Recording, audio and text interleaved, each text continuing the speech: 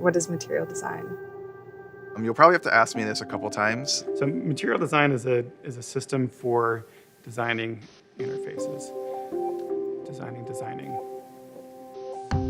Material design is a design language. Material design is a design system. Material design is a new perspective on what the human and device relationship can be. Maybe it's too complex of an idea. Material design is this design philosophy that's really trying to acknowledge the technology behind the interface. It's a way for designers to collaborate with users. Material design is a way for designers to get what they want.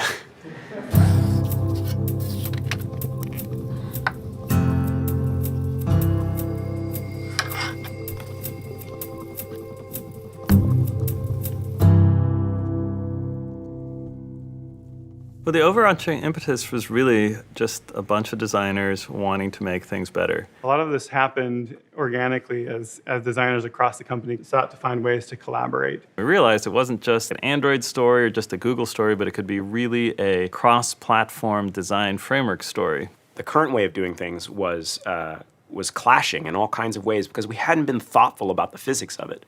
Why don't we take that and run with that a little bit and see if we could figure out, what is this made of? What is the material that our software is made of? John came up with the idea of what he described as quantum paper in order to create these rich, tactile user interfaces. And that idea of it being mostly paper-like, but smart paper, served as a point of view about how your surfaces work and why. There's a very, very clear parallel between the systems of book design and the way that humans also hold and use devices. People use materials in life every day, and we want them to understand software in the same way.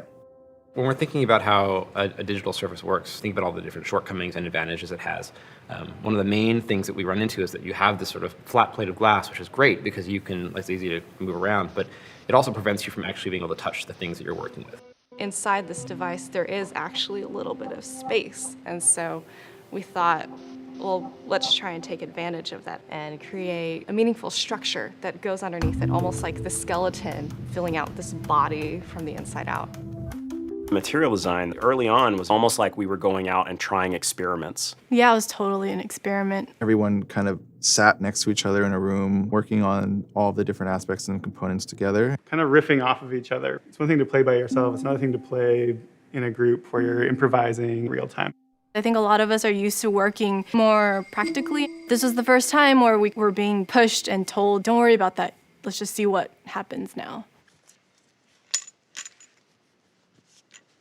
Yeah, so this is something that we've done a few times. We've set up these light rigs to understand how the shadows work. The depth cues that come from the shadows really made us think more deeply about how do we communicate surface. We built a system that enforces that the light comes in at 45-degree angles. That helps keep the shadows consistent from the top to the bottom of the screen. Even as we were designing out the icons, we started to see some really interesting subtleties you wouldn't normally notice, but these are things we pick up on and help us to understand that it's a surface. Strips are spacers measured out to scale to the way that they're modeled digitally, so not just X and Y, but also in Z.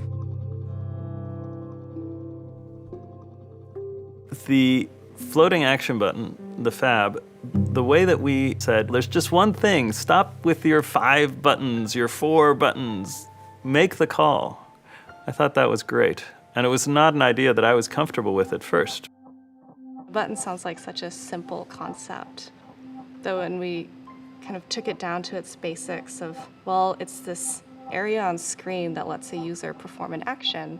It's this very concentrated thing that should make the user feel powerful and like they're able to complete something. There were little things like having buttons that depressed felt a little bit odd because they're not actually depressing. Your finger doesn't feel anything moving down. And in fact, this millimeter layer of glass between you and the actual image means that you're not even getting to it in the first place. So instead we reversed it. So we had buttons that lifted up when you touched them. So it was more of a magnetic attraction of your finger. There's a logic to it, but also a magic in it. Past the motion, there was the graphic design aspect. the boldness, the typography, the imagery, those were all intended to give the system a bit more robustness. You wanted people to feel comfortable with it, but we wanted it to feel very well designed. We created this color spectrum around picking sort of a primary color and then using an accent color, creating this really simplified and easy to use system while being very definitive. Someone who never took a color theory class could create a combination of colors within their product that felt harmonious.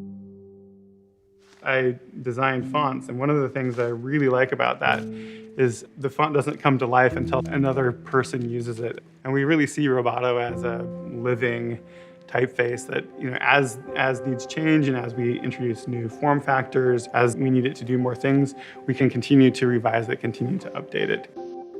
I think a challenge for material design will actually be the designer's tool set having to evolve as fast as technologies and the platforms evolve. To constantly be reevaluating itself and to constantly be thinking about what's no longer relevant. What did we think was universal but turned out to be a fad or simply the wrong emphasis? What I love is when people take sort of the basic principles of material design and then they take them in a new direction. Now that we publish the material design specs, I'm really excited about the fact that we can go and engage other designers in conversation outside of Google. One of the things I wanted for third parties was for them to take this foundation and build greater design upon it. The same is true for us internally. I don't want to be looking 4 years down the road, 10 years down the road and saying, well, material design, all those ideas, those frameworks, they're over. The principles behind them, I think, should be timeless. And maybe we don't have them right yet, but I believe we'll get there.